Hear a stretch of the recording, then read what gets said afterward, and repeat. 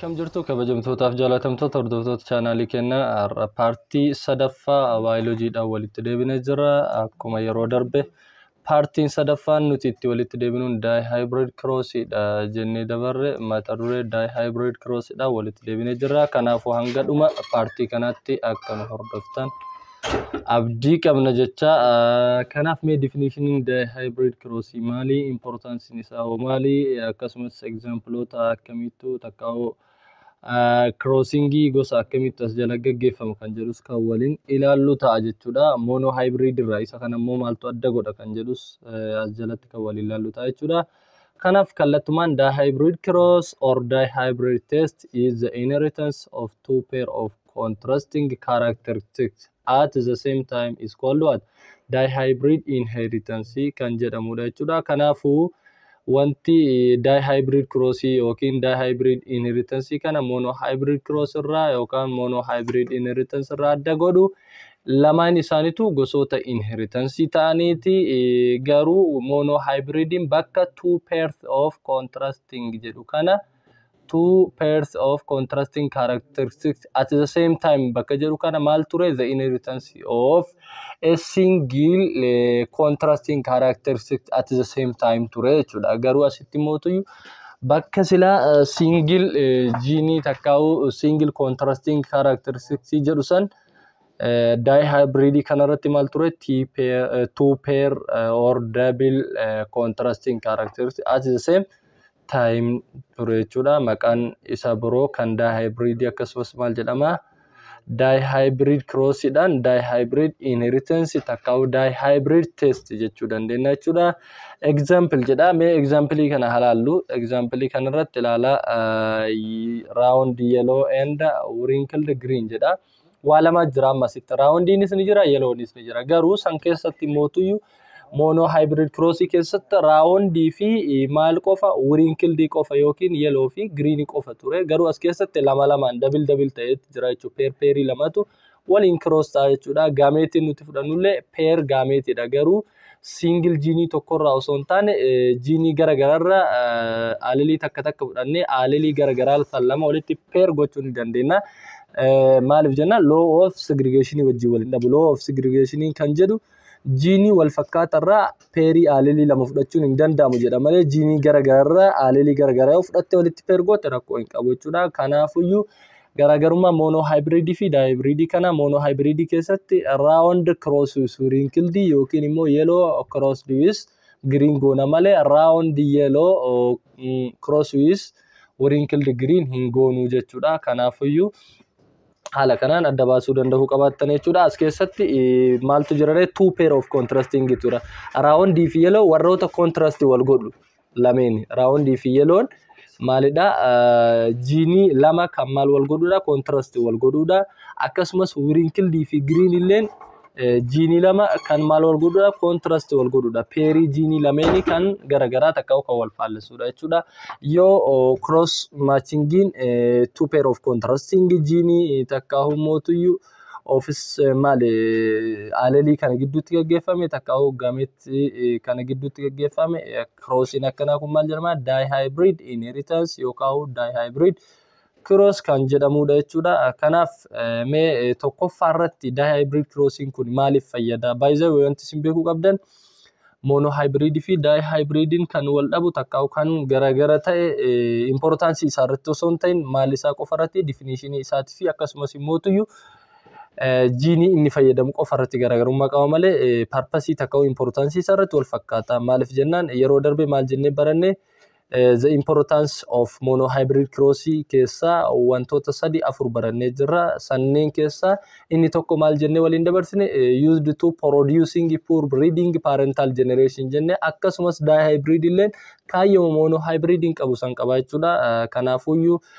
one of the importance of dihybrid cross as well as mono hybrid cross is what? Producing poor breeding parental generation jennaan jechuudha. Lameen isaaniituyyuu poor breeding parental generation oomishuudhaaf ni barbaachisu jechuudha. Mendel crossed poor breeding homozygous round yellow seed plants. Laala. Breeding poor breeding jechuun homozygous jechuudha. Homozygous round yellow seed plant with what? poor breeding homozygous wrinkled green lala askesatti wala majrama barreeffama kanarraa hubachuu dandeenya capital R intu maal bakka raawundiidha capital W ni mootu maal capital Y maal bakka buuti yellow bakka buute jechuudha kanaafu jarri kun maayini homozygous round yellow seed plant yoo ta'u isa kana ammallee poor breeding maal waliin poor breeding homozygous wrinkled green seed plant small r wrinkled bakka buuti small y ni mootu maal bakka buuti green bakka buute jechuudha kanaafu homozygous wrinkled green seed plant waliin jara kana lamenu poor breeding homozygous round yellow seed plant fi akkasumas poor breeding takkaa'u diqaalomsa qulqullu wrinkled green seed plant irraa argame kana lama walitti yookaan finnu taate takkaa'u mootu yoo maal ka goonu taate cross kan goonu taate crossing kanaaf kan nu fayyadu takkaa'u mechanism crossing takkaa'u typing crossing nuti fayyadamnu maal jedhama dihybrid cross or dihybrid inheritance jedhama jechuudha dhalmayaan akkana kun akkasumas as jalatti wanti nu laaluu qabnu the parental genotype of round yellow seed plant was what capital R and also capital Y jennani and this were what dominant traits this one is the dominant one jennani inni kun dominant ida akkasumas the parental genotype of wrinkled green seeded plant is what small r small y and also this small y is what a recessive trait so dihybrid crossing or dihybrid inheritance is used to make a crossing or producing a poor breeding between what between the recessive traits and the dominant traits of what the homozygous of parents jenne hala kanan ibsu dandeenya jechuudha kanaafu inni lamaffaan importance lamaffaan dihybrid immoo maal inni jennaan it is used to producing first filial generations jennani akkasumas monohybrid illeen kana oomishuudhaaf takkaa'u kana produce godhuuf illee ni fayyada kanaafu the second importance or advantage or use of both monohybrid and dihybrid is to producing first filial generations me first filial generation kana akkamitti akka inni oomishu waliin kan laalu ta'a jechuudha kanaafu crossbreed two parental generation plant produce what first filial generation jennani crossbreeding parentally lama gidduutti gaggeeffame planti parenti lama gidduu takkaa'u biqilaa maatii lama gidduutti gaggeeffame maal oomishuu danda'a jedha first filial generation nuuf oomishuu danda'a jedha kanaafu inni kun advantage lammaffaa monohybrid fi dihybrid qaban yoo ta'u as jalatti mootu akkamitti first filial generation uumama jennaan the first filial generation can be produced whether by processing or by using dihybrid cross match between two parental generation or by using monohybrid by using in a single parental generation jenne ala kanan ibsu dandeenya akkasumas this two parental generation plant which is used to produce first filial generations in this case is what the first one is round yellow seeded which is substituted by this capital R so capital Y cross with what wrinkled green seed or the second what parent generations of the plants which is recessive and the third issues or the third case under here is what the gametes for the dominant parents with genotype what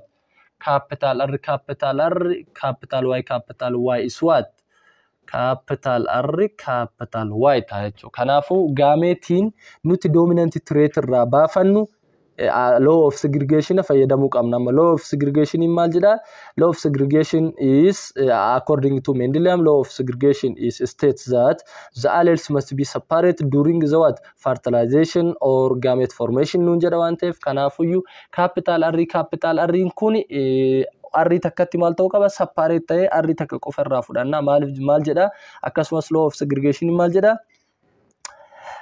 two pair of alleles or two alleles does not inherited from a single gene jedha single gene fakkeenya rounding single gene dha single gene round ta'e kanarraa aleeliin lama peeriin lama hin dhaallamu jedha takka separate hin ta'u jedha takka qofatu ta'a fakkeenyaaf arriin kun round gene bakka bu'a round gene kanarraa arri lamaan akka gaameteetti fudhachuu hin dandeenyu arri takka qofa irraa maal goona separate goona capital Y kunillee maal bakka bu'a jenne yellow bakka bu'a jenne yellown single gene dha single gene kanarraa aleelii lama akkuma isin jirtanitti fudhachuu hin dandeenyu takkitti qofa Y guddoo takka qofa separate goona kanaafu yoo qormaata irratti sin gaafate among the following which one can be the gametes for the dominant parents with the genotype of capital R capital Y yoo isin jedhe arri gurguddoo keessallee arri takka fudhattanii akkasumas immoo capital Y keessallee lamaan keessa takka fudhattanii kanaafu the gamete of this dominant trait is what capital R capital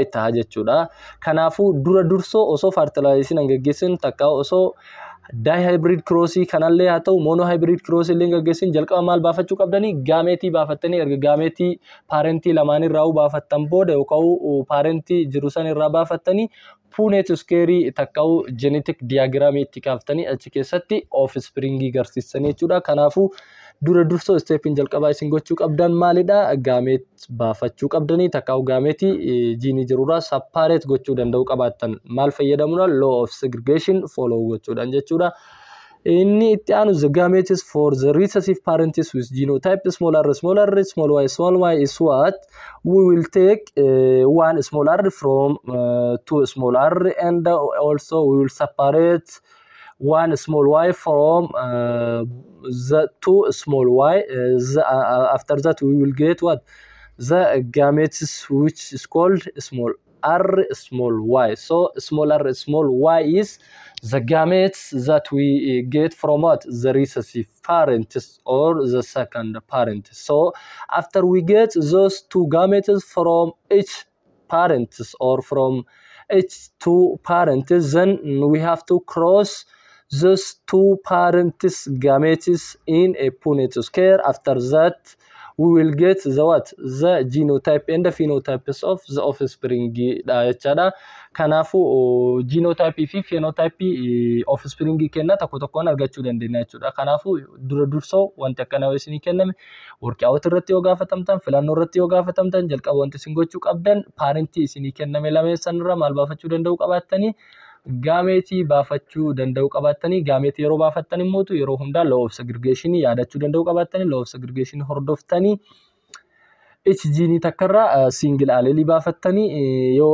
gene lamaan jiraate gene lameen irraa allele lameen baafattanii achi booda Punnett square keessan kaafattanii row and column fayyadamuudhaan genetic diagram isa dalagdanii genetic diagram yookiin Punnett square san keessatti offspring argattan san phenotype fi genotype salaaltanii murteessuu ni dandeessu jechuudha inni dhuma as jalatti the resulting offspring of first filial generation is what heterozygous round yellow seed kanaafu amma conclusion irratti erga kan arganne gaametii lamaan kana wayita waliin cross goone fakkeenya Punnett square kaafanne gaametiin keenya kam jenne capital R capital Y cross is what small r small y dha kana lama wayita Punnett square kaafanne waliin cross goone dhumarra resultin nuti Punnett square hunda keessatti argan row and column Punnett square san hunda keessatti argannu maal ta'a isa kana ta'a jechuudha inni kun maal jedhama jennaan maqaan isaa heterozygous round yellow seed kan jedhamudha jechuudha kanaafuyyuu dihybrid crossii keessatti takka dihybrid inheritance keessatti dihybrid inheritance first filial generation produce gochuuf nu fayyadenne first filial generation produce gochuuf fayyadu kadhumarra inni produce godhu sun maqaan isaa maal jedhama jennaan heterozygous round yellow seed jedhama which is represented by capital R small r and capital Y small y because there is the word what heterozygous at here jechi heterozygous waan jiruuf capital R fi small r wal keessa makamuu qabdi capital Y fi small y illee wal keessa makamuu qabdi kanaafu maatiin first filial generation o takka offspring first filial generation irratti nuti Punnett square hunda keessatti argannu yoo jara kana lama waliin cross goone maal taha jennaan capital R small r capital Y small y kan ta'udha jechuudha kanaafu haala kana yoo hubattan gaafilee bifa kanaan isin gaafate hunda deebisuu dandeettan jedhee abdii qaba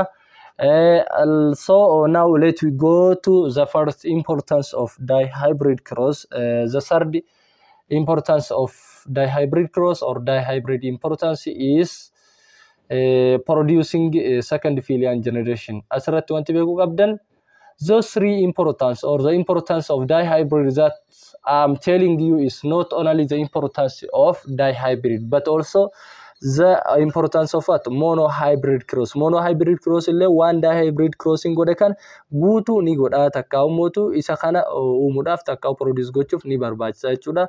Kanaafuu advantagein monohybrid fi dihybrid is the same dha jechuudha. Garuu akkaataa isaan advantage isaan ittiin kennanii fi first filial generation isaan ittiin oomishanii second filial generation isaan oomishan santu garagara malee lachuu first filial generation illee ni oomishan second filial generation illee ni oomishan akkasumas immoo poor breeding illee gaggeessuuf ni fayyadan. Garuu akkaataan isaan itti waan kana sadan importance kana sadan godhanii fi akkasumas immoo first filial generation dihybrididhaan oomishamuu fi monohybrididhaan oomishamu garagara. Akkasumas second filial generation dihybrididhaan oomishamuu fi monohybrididhaan oomishamu garagara. Garuu lameen isaaniitu importance first filial generation mataa isaanii ni oomishanii second filial generation mataa isaanii ni oomishanii akkasumas immoo poor breeding mataa isaanii adeemsa mataa isaanii fayyadamuun ni gaggeessan jechuu barbaanne kana haala saniin hubachuu danda'u qabaattan jechuudha.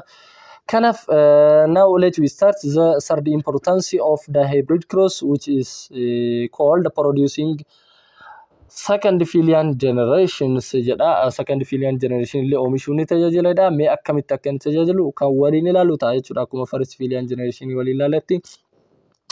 Kanaafiyyuu asirratti wanti ilaaluu qabdan tokkoffaa advantagein kana jenneen sadaffaa the gametes of first filial results maal jenne as keessatti ka dihybrid crossing gaggeeffame. Dihybrid crossing yeroo gaggeeffame yookaan dihybrid inheritance yeroo gaggeeffame maatiin first filial generation takka offspring first filial generation nuti argannu maal waliin jenne isa kana waliin jenne kana jechuun maal jedhama heterozygous round yellow seed plant jenne isa kana arganna jenne. Amma isa kanarraa maal baafannare maaliif jennan ka second filial generation gaggeeffamuudhaaf second filial generation is equal to first filial generation cross with itself jenne ka first filial generation again jen. Kanaafiyyuu if first filial generation is self-pollinate or self-fertilized, then the result is what? Second filial generation. So in short, second filial generation means the product of what? First filial generation or the self-pollination result of what? First filial generation jenne. Kanaafu first filial generation keessatti resultiin nuti qabnu heterozygous round yellow seed plant waan ta'eef kan maaliin bakka bu'uudha capital R small r capital Y small y dhaan bakka bu'uudha. Amma asirraa dursoo maal baafanne isin jedhe seebii jalqabaa irratti gaametii baafanne isin jedhe. Kanaafu gaametii haa baafannu. Gaametiin nuti baafannu asirraa amma gaametii gurguddoo meeqa qabna? Afur qabna jechuudha. Gaametiin gurguddoo nuti afur qabnu tokkoffaarratti capital R capital Y qabna. Itti aansine capital R small y qabna. Sadaffaarratti small r capital Y qabna. Afuraffaarratti small r small y qabna jechuudha. So we can separate or we can find four gametes from what? From the first filial generations or from first filial generation parents. Parentii kanarra gaametii kana afran baafanna. Gaametii kana afran immoo tokkoon maqaa isaa himuu danda'u qabaanna jechuudha. Tokkoon maqaan isaa kan armaan gaditti eerame kana jechuudha. Kanaafuu erga gaametii kana irraa baafanne asirra maal jenna when the first filial plant is self-pollinates, that means if capital R small r capital Y small y cross with themselves, that means capital R small r capital Y small y, then they produce or it produce what? Second filial generation with the phenotypic results the following. Second filial generation phenotype armaan gadii qabu kana oomisha. Yoo first filial generation mataa isaa waliin cross godhe second filial generation phenotype armaan gadii qabu kana nu oomisha jechuudha. Inni suni hoo kamii kan jedhu 9 round yellow, 3 round green, 3 wrinkled yellow, 1 wrinkled green is the phenotype of the second Philian generation that we can get by using what? Dihybrid cross, or by applying dihybrid cross. Dihybrid cross fayyadamuudhaan yoo first Philian generation san dihybrid cross fayyadamuudhaan mataa isaa waliin cross goone, takka ummootu self pollinate fayyadamuudhaan mataa isaa waliin cross goone second Philian generation arganna. Second Philian generation nuti argannu sun phenotype armaan gadii kana qabaa jechuudha. Phenotype inni qabu sagal offspring sagal round yellow planted da, offspring sadi immoo round green planted da, offspring sadi wrinkled yellow planted da, offspring takka immoo wrinkled green dha jechuudha. Akka waliigalaatti offspring meeqa qabna jennaan sagal ida'uu sadii meeqa ta'a 12 ida'uu sadii 15 ida'uu takka 16 offspring 16 qabna. Maaliif jennaan gaameetii 4 qabna waan ta'eef laala asitti gaameetii 4 qabna waan ta'eef gaameetii 4 qabna jechuun immoo offspring meeqa arganna 16 qabna. 4 square dha waan ta'eef 4 square jechuun 16 waan ta'eef kanaafuu gaameetii number of gaameetii arganna taana number of gaameetii san square yoo goone number of offspring arganna waan ta'eef kanaafuu number of offspring kenna. Akka waliigalaatti 16 garuu 16 kana keessa physical expression garaa qabanii sagal round yellow dha, sadi round green dha, sadi wrinkled yellow dha, takka wrinkled green dha. Kanaafuu phenotypic ratio of dihybrid cross of second Philian generation ibsa yoo kan nun jedhu ta'e maal ta'a 9 ratio 3 ratio 3 ratio 1 ta'a jechuudha. Kanaafuu qormaata irratti ratios yoo gaafatamtan akkasumas physical expression isaas yoo gaafattan number of offsprings yoo gaafatamtan number of gametes yoo gaafattan deebisuu danda'u qabattanii. Kanaafuu number of gametin second Philian generation yeroo oomishnu dihybrid fayyadamuudhaan argannu 4 dha. Number of gameti arganne irra dhaabbannee mootu number of offspring number of gametes square of number of gameti ta. Kanaafuu number of gametin afur square jechuun 16 number of offspring kenna 16 physical phenotype number of offspring sanii haala kanaan ibsuu dandeenya word dhaan jechuudha. Ratio dhaan illee haala kanaan ibsuu dandeenya. Genotype immoo kallattumaan Punnett square keessa gabbuune laallee ibsuu ni dandeenya jechuudha. Kanaafuu dihybrid cross matching kana fakkaata. Inni itti aanu maal jedha dihybrid cross kana asirratti fakkiidhaan laaluu dandeettan jedha. Kanaafuu jalqaba irratti maayini parental generation dha. Maaliif importance san cuunfutti jira. Amma importance arma olitti isinii hime ka dihybrid fi monohybrid qaban san tokkoffaa irratti dihybrid isaa ta'u monohybrid illeen adeemsa garagaraas fayyadaman akkasumas immoo offspring garagaraas argamsiisan tokkoffaa irratti maaliif fayyaduu lameen isaaniitu parental generation yoo qabaanne parental generation sanirra poor breeding dominates and recessive crossed goone argachuu dandeenya. Kanaafuu parental generation uumuuf ni fayyada. Second irratti mootu first Philian generation oomishuuf ni fayyada. First Philian generation ni mootu as keessatti all around yellow da in the case of what dihybrid keessatti jechuudha. Genotype isaa mootu capital R small r small y da. For second Philian generation keessatti mootu self pollination between first Philian plant geggeessuudhaan second Philian generation argachuu dandeenya. Inni kunis haala armaan gadi kanaan ibsama jechuudha. Kanaafuu fakkii dura haala kanaan kaa'ee kanaafuu kuni cuunfamaan amma advantage isa isin hime kana malee waan addaa tokkollee hin qabu jechuudha. Kanaafuu asirra inni kuni inni result of what? Result of maalidha inni kun? Result of first Philian generation yoo ta'u inni kun immootu result of second Philian generation dha. Inni dura immootu parentalin immootu jalqabuma maal oomishuu jenne yookiin isa kana oomishuu yookiin isa kana oomishuun poor breeding takka immootu parentali jedhama. Isa kana oomishuun immootu first Philian generation produce gochuudha. Isa kana oomishuun immootu second Philian generation produce gochuudha enne. Kanaafuu haala kanaan hubachuu danda'u qabattanii. I hope you understand well from these topics. Kanaafuu inni itti aanullee isuma kana irra deebi'ee crossdhaan isin agarsiisu jira. Waan harawaa miti homaa amma asitti isinii dubbadhe phenotypic ratio isaa 9 ratio 3 ratio 1 jedha. Kanaafuu waan harawaa tokko isin qabu asirraa laaltanii hubachuu dandeettanii. Inni itti aanu law of independent assortment jedha. So there are many laws which is discovered by Mendeleev. from them. The first law that I was discussed with you in the first part of our education is what, or in our first part of lecture is law of segregation, but the second law that we are going to discuss together in this part, or in the today's third part, is law of independent assortment. Law of independent assortment jedhama. Law of independent assortment kuno maal state godha laata kan jedhu kan waliin ilaallu ta'a jechuudha. Mee isa kanas qajeellotti gurra qalbiitti qabuun akkana hordoftan isiniin jechuu barbaade. Maaliif loota kana qajeelan adda baafachuu danda'u qabaattan yoo seerota kana adda baastan yeroo hojjettan isinitti ulfaatu jechuudha. Especially while you are making a cross, if you are apply this law, you can easily cross what you need.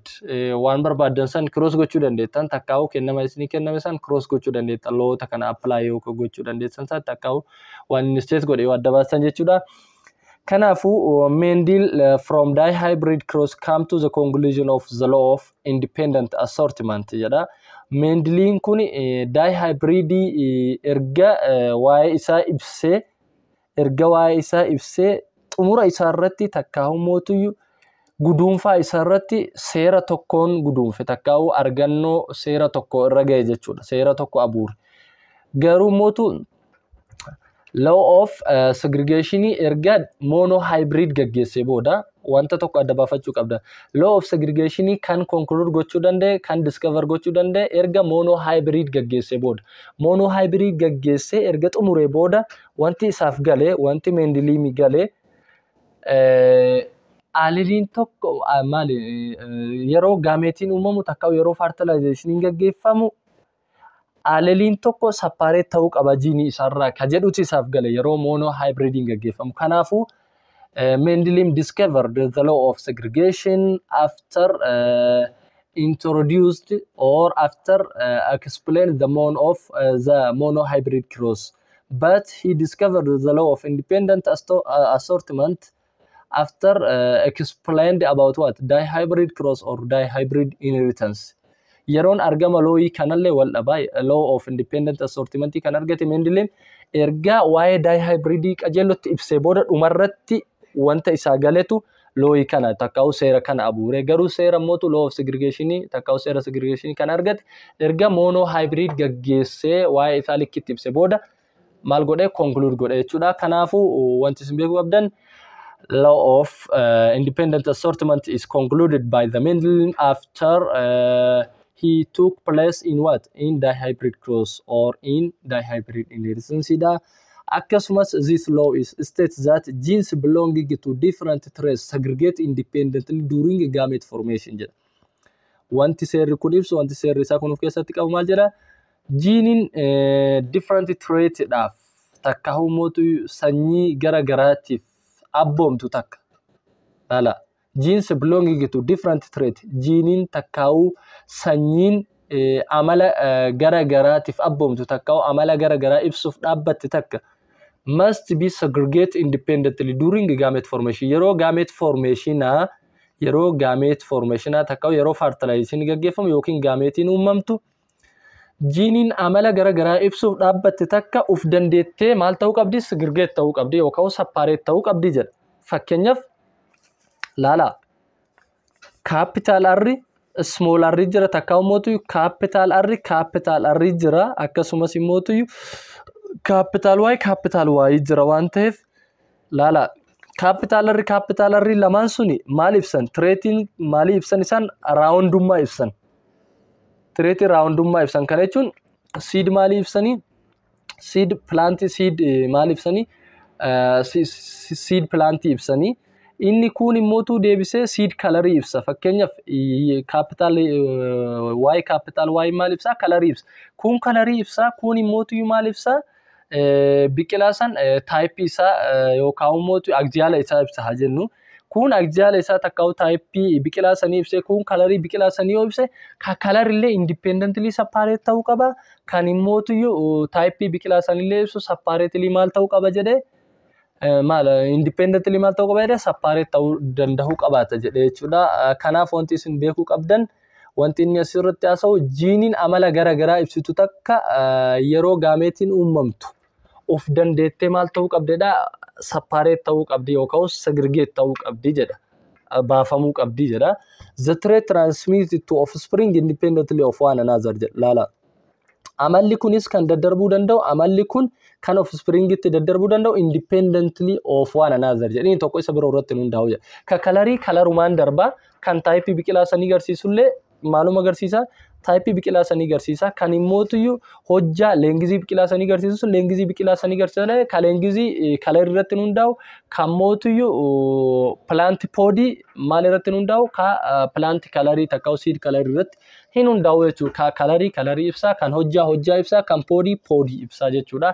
Sababa saniif separately maal ta'uu qaba jedhee segregate ta'uu qabaa jedha. Kana jechuun fakkeenyaaf asitti isin agarsiisa.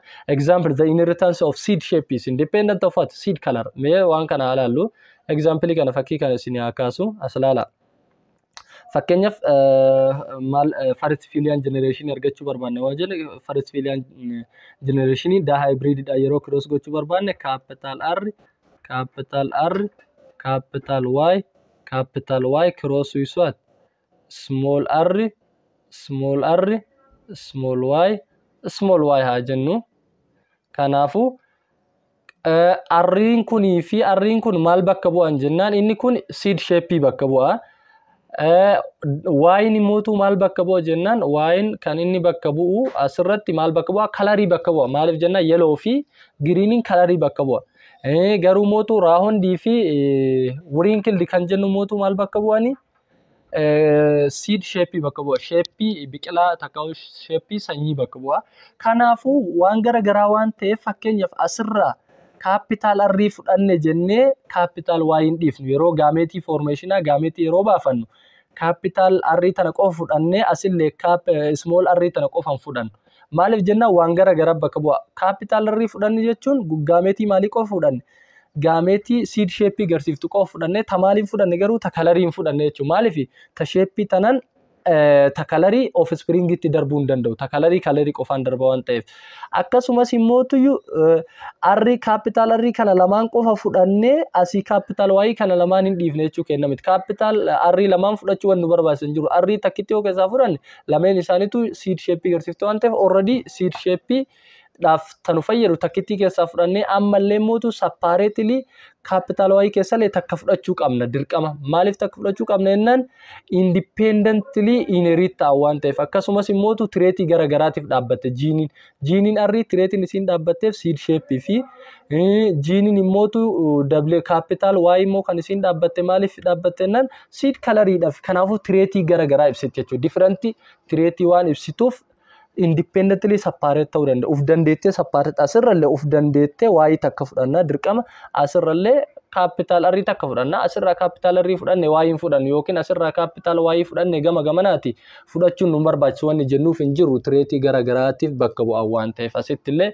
kuni akkuma san tireetii garaa bakka bu'an R small fi small Y kun tireetii garaa bakka bu'e small Y kun recessive illee ta'u maal bakka bu'e seed colorii bakka bu'e small r immoo maal bakka bu'e seed shape bakka bu'e. Kanaafuu independently maal ta'uu qaba separate yookaan segregate ta'uu qaba jechuudha. By following the law of segregation fayyadamuudhaan independently separate ta'uu qaba. Akkasumas immootuyyuu inni kun isa kanaan darbuu hin danda'u inni kunis immootu isa kanaan darbuu hin danda'u. Kana jechuun waa'een amalli seed shape kun maal hin darbuu hin danda'u amala seed colorii kanaan offspring itti darbuu hin danda'u akkasumas ka seed colorii kun maalitti darbuu hin danda'u offspring itti kanaan darbuu hin danda'u jechuudha. Ka seed shape agarsiisu kanaan independently inherit ta'u waan ta'eef kanaafuu I hope akka gaariitti hubattan jedheetii yaada.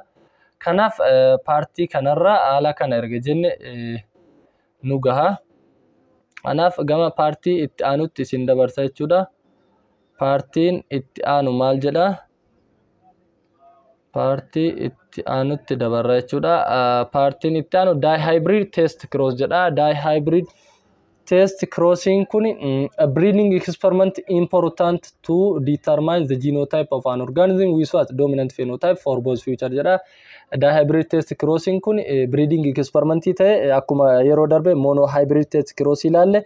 Dihybrid test crossing maaliif fayyada jennaan breeding experiment ta'e kan maaliif fayyadudha genotype organismii tokko mal wajjin dominant phenotype future lamenitu future lameni jechuun dihybrid keessatti future lama jira future lamen jiru sun homozygous heterozygous da homozygous keessatti heterozygous keessatti illee phenotype organismii tokko experimentiin ibsuuf nu gargaaru takka experimentiin dihybrid cross keessatti phenotype organismii tokko ibsuuf nu fayyadu testing sun maal jedhama dihybrid test cross jedhama jechuudha.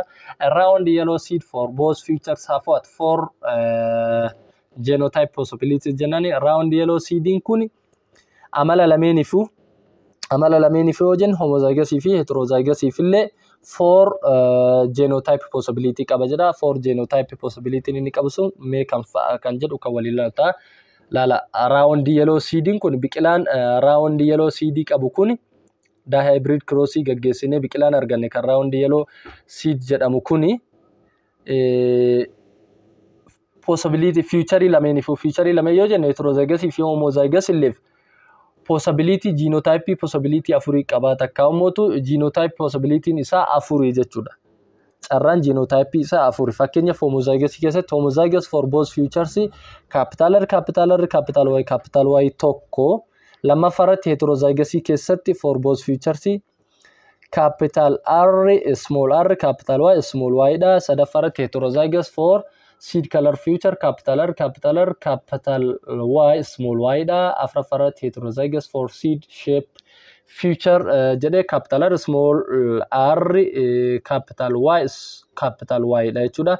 Kanaafu yoo qormaata irratti isin gaafate write the four possibilities of genotypes for a round yellow seed plants for both futures. So isin both futuring garbraatiin maal jechuu danda'a? Futuring lama jira. Futuring tokkichi jiru seed shape yoo ta'u futuring lamaffaan jiru mootu yumaayini color seed dha takkaa'u seed color dha jechuudha. Kanaafu seed color ifillee haa ta'u futuring seed color itifis haa ta'u futuring mootu seed shape itillee haa ta'u round yellow seed plant daf possibility genotype jiru afran kana jechuudha. Afran jiru sun tokko isa kana afran jiru suni tokko isa kana lala afran jiru suni tokko isa kana laaluu dandeessanii possibility afran nu jiru sun tokkoffaan isa kana lammaffaan isa kana sadaffaan isa kana afraffaan isa kana jechuudha. Kamaalif future lamaayyo jedhumo both future maaliif bakka buuti seed shape fi seed color bakka buute jechuudha. Maaliif y wanti jedhuu fi r small wanti jedhu kun maal bakka bu'ani bakka walumaa galatti rroonni maal bakka bu'ani seed shape bakka bu'ani y wanti jedhu mootu maal bakka bu'ani seed color bakka bu'ani jechuudha. Y xiqqaas haa ta'u y guddaan seed color bakka bu'a r guddaas haa ta'u r xiqqaan mootu maal bakka bu'a seed shape bakka bu'a jechuudha. Kanaafuyyuu future kana lamaaniif possible genotyping around yellow seed plant dhaaf jiru afran kana akka ta'e akka hubattan jechuudha. Kanaafu isa kana yoo times with wrinkled green isa kana yoo wrinkled green wajjin cross goone genotype afran kana wrinkled green wali yoo cross goone maal arganna kan jedhu arma gaditti kan wali ilaalta. Kanaafu breeding with dominant phenotype for both future with a double recessive type or wrinkled green jedha. Lala yooni fakkeenyaaf dominant phenotype for both future C kana dominant arganne kana armaan olii kana isa kana afran keessa isa kana afran tokkoon isa kam wajjin yoo cross goone isa kana wajjin isa recessive ta'e takka wrinkled green kana wajjin yoo cross goone result armaan gadi arganna jedha. Tokkoffaarratti fakkeenyaaf isa jalqabaa kana isa tokkoffaa kana isa kana wajjin yoo cross goone result nuti argannu maali kan jedhu if the plants produced all had round lala yoonif wanti nuti arganne resulting of spring nuti arganne suni plantin hundi isa all around kan ta'u taate akkasumas immoo yellow seed kan ta'u taate inni kun isa kam wajjin cross ta'e jechuudha. isa jalqabaa yookiin isa duraa kana wajjin cross ta'e akka beektan walii gallaami. Akkasumas immoo cross goote offspringin ati argatte suni if the plants produced all four possible phenotypes jechuun possible phenotype afranuu yookaan garsiisu ta'e. Possible phenotype jechuun roundis yookaan qabaatu ta'a, round yellows yookaan qabaatu ta'e, akkasumas immoo